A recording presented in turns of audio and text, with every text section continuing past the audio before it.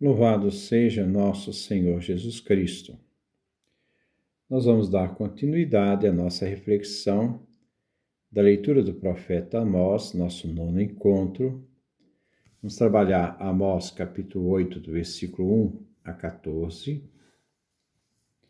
Mas primeiro nós vamos, neste nono encontro, fazermos a leitura do texto que vamos refletir.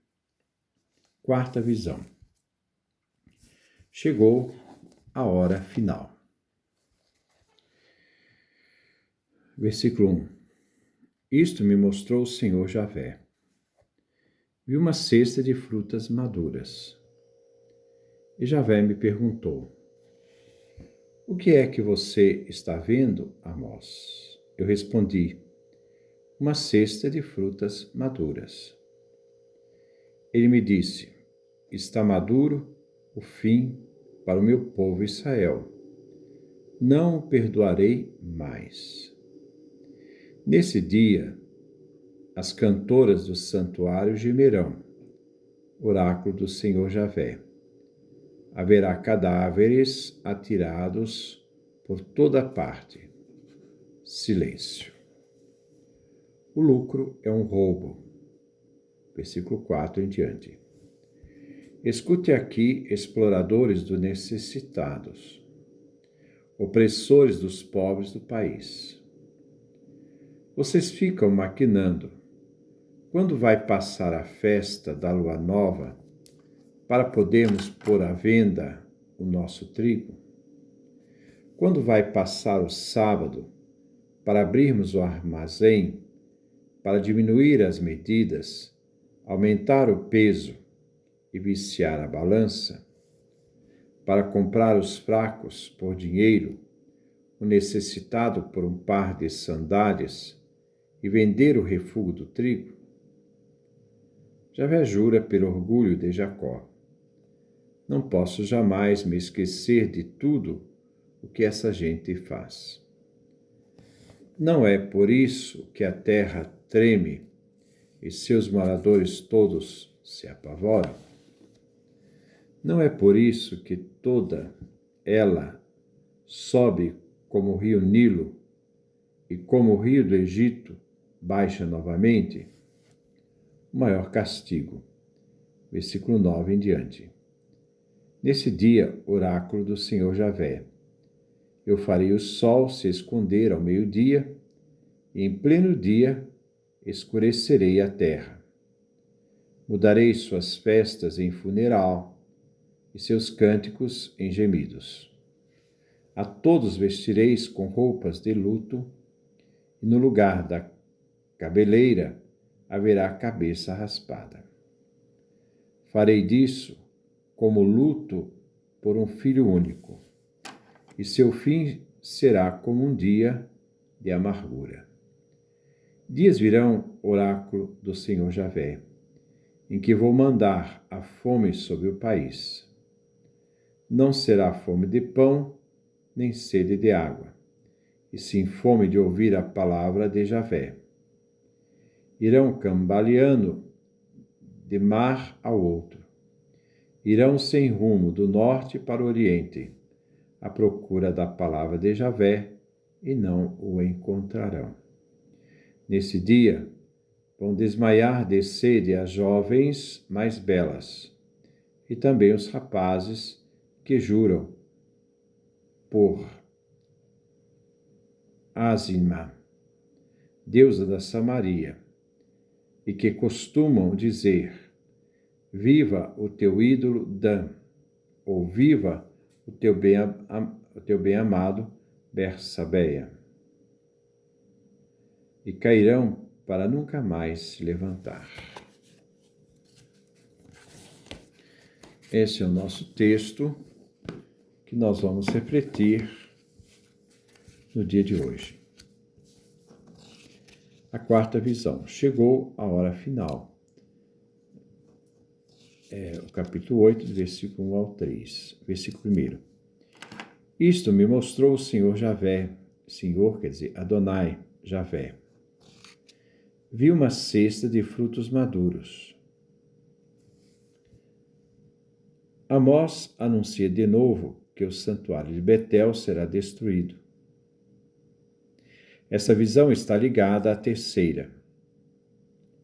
O povo de Israel está maduro para o castigo. O fim se aproxima. O processo chegou ao fim como resultado da corrupção. Israel está corrompido para seguir vivendo e maduro para a cobiça do estrangeiro, a Síria. Versículo 2. E Javé me perguntou: o que é que você está vendo, Amós? Eu respondi: uma cesta de frutos maduros. Ele me disse: está maduro o fim para o meu povo Israel. Não o perdoarei mais. Chegou a gota d'água. Não tem perdão. Israel está carregado de frutos maduros na cesta. Chegou o fim para Israel. A tradução mostra o jogo de palavras entre fim e frutos maduros. Significa frutos de verão. No ciclo anual, que inicia no outono, o verão é a última estação. Então se faz aqui um jogo de palavras entre verão, caís, e fim, ques. Versículo 3. Nesse dia, as cantoras do santuário gemerão, oráculo do Senhor Javé. Haverá cadáveres atirados por toda parte. Silêncio. Acabaram as festas litúrgicas celebradas no Palácio de Deus em Betel. As cantoras do santuário cantarão canções de luto. Os cadáveres atirados por toda parte serão temas das canções fúnebres e gemidos. O silêncio indica a gravidade do momento que precede a catástrofe. O lucro é um roubo. Versículo 4. Escute aqui, exploradores do necessitado, opressores dos pobres do país. A mensagem agora vem dirigida a todos os que exploram a necessidade dos pobres. Instrumentalizando os pobres, partindo de suas necessidades e ganhando em cima deles. Eles são os opressores dos pobres do país. Esta mensagem vem dirigida aos comerciantes. Eles se enriquecem graças às fraudes e explorações sistemáticas contra os pobres. Esses ricos frequentam o santuário e não faltam às festas religiosas. E mesmo em oração, ficam pensando em como terão mais lucros explorando dos pobres. Este último oráculo começa com escuta. Para os comerciantes que pensam em vender o dia de festa e o descanso sabático, é uma interrupção dos seus negócios e uma perda de tempo. Eles se encontram numa festa, mas estão pensando em seus negócios. Versículo 5. Vocês ficam maquinando.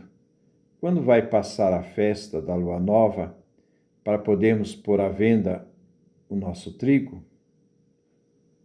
Quando vai passar o sábado para abrirmos o armazém, para diminuir as medidas, aumentar o peso e viciar a balança?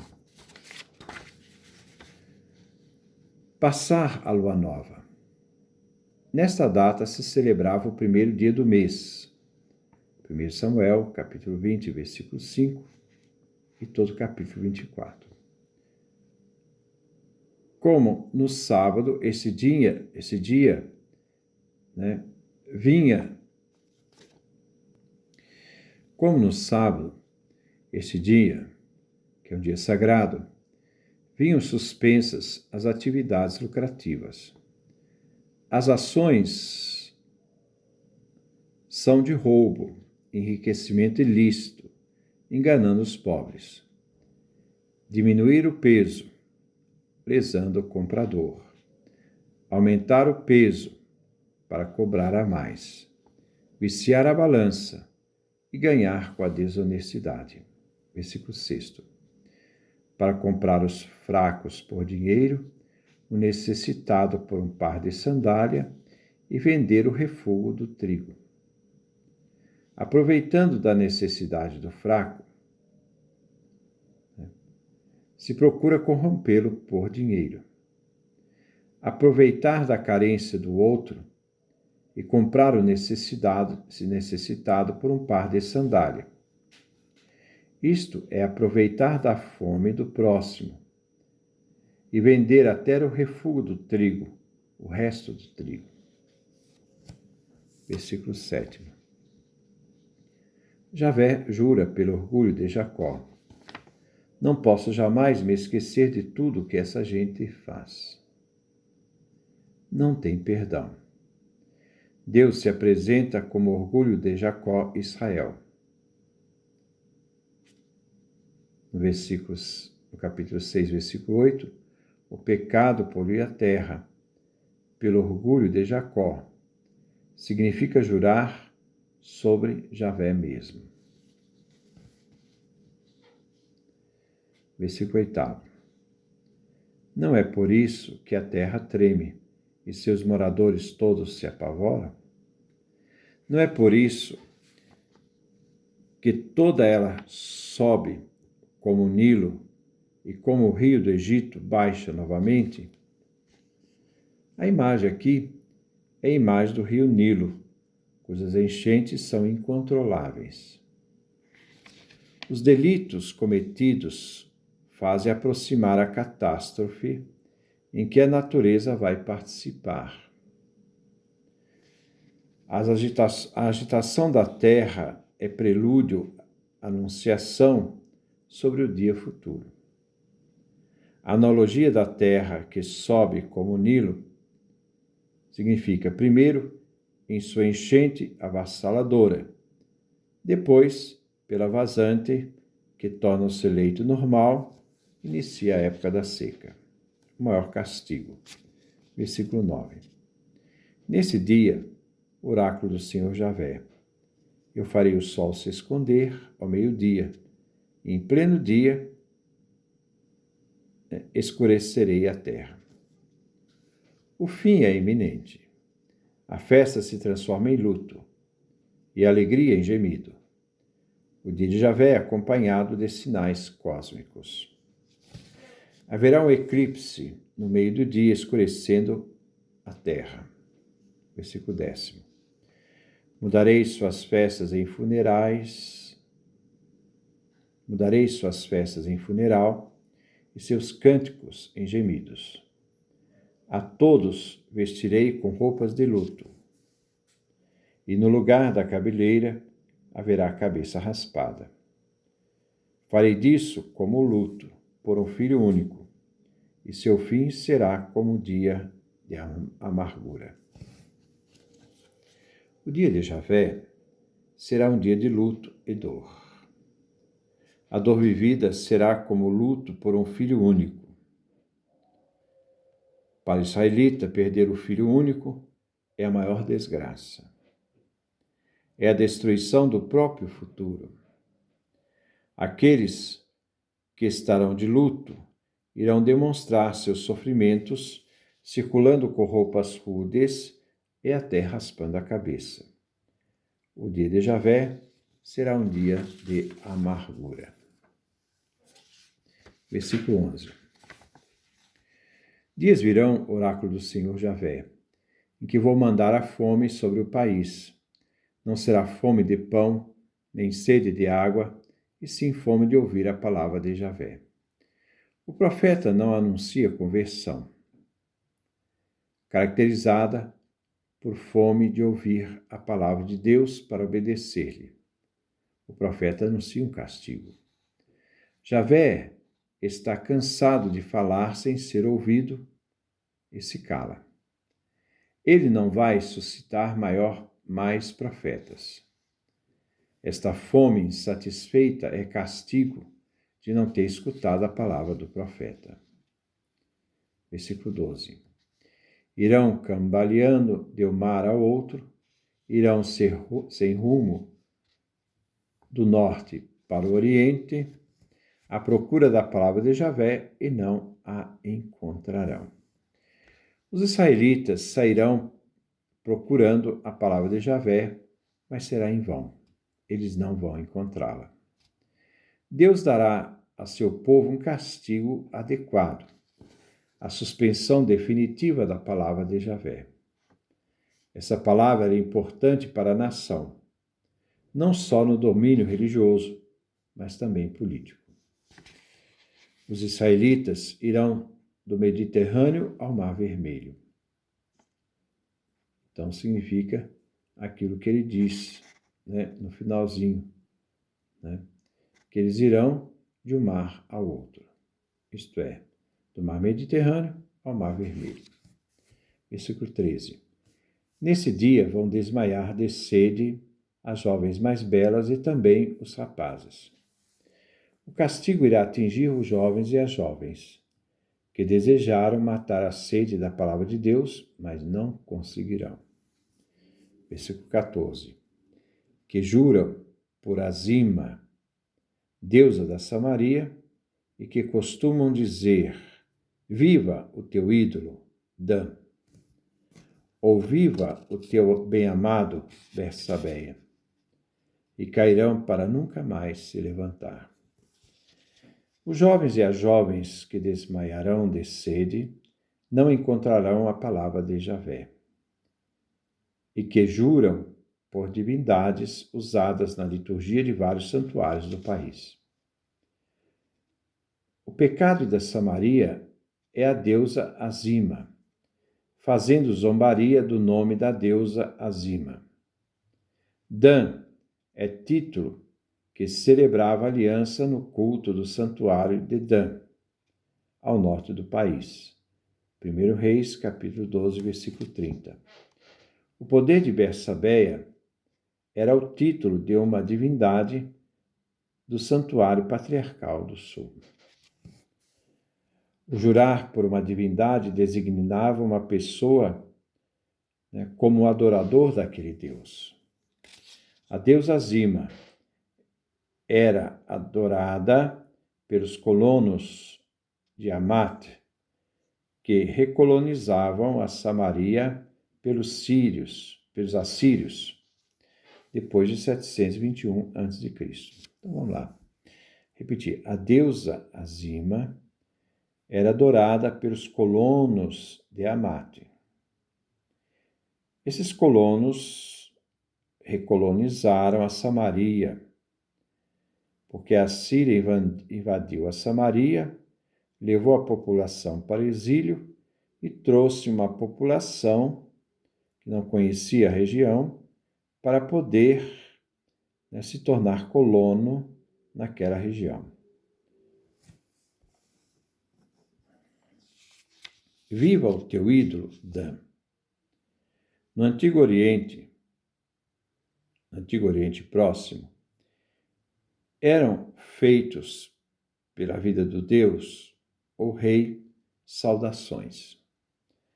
Dan, após a partilha do reino, Jeroboão I fez de Dan e Betel os dois santuários principais de Israel. Então, ele está falando pela vida do Deus, o rei, esse Dan, que é um santuário, viva o ídolo de Dan, que é o ídolo desse santuário do Reino do Norte, que eram os principais no Reino do Norte, se fazia ali o culto aos deuses. Assim, Dan e Bersabeia são limites tradicionais ao norte e ao sul, de mar a mar, do Mar Morto ao Mar Mediterrâneo. Israel e seus santuários cairão, serão destruídos pela Síria. Tanto o santuário de Betel, quanto o santuário de Dan, quanto também os cultos à deusa Azima, como também aos ídolos ali cultuados. Que Deus nos dê a sua graça, a sua bênção, a sua face resplandeça sobre nós.